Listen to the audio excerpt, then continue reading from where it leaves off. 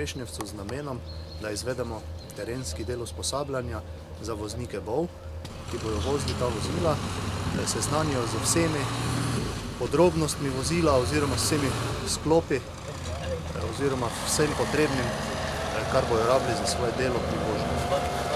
Eden izmed namenov usposabljanja za voznike je tudi tak, da imamo ta vozila oziroma imajo enote ta vozila na misiji na Kosovu. Se pravi, tam bojo ta vozila uporabljali z namenom vzdrževanja javnega reda in miru.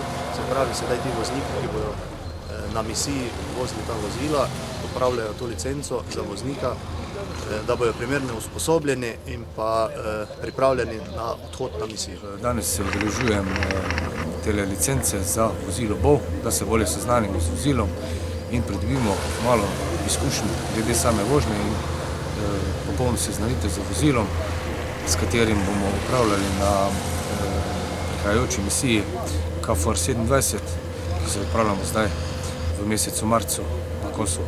Bojno oklepno vozilo. V samem BOV se lahko nahaja 9 članov posadke, voznik, poveljnik, namerilec in izkrcni oddelek. Ima pogon 4x4, na samo turelo se lahko montira Browning 12.7 kaliber.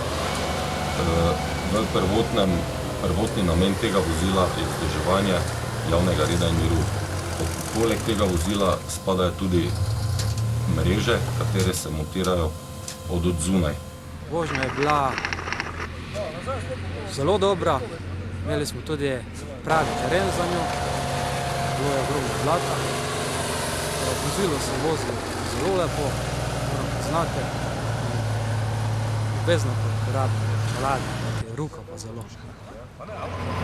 Zdaj smo pravo vožnjo z tem vozilom BOV in mislim, da ta izkušnja, ki smo danes dobili, mi bo kar precej prav prišla na samem delovanju naše misije.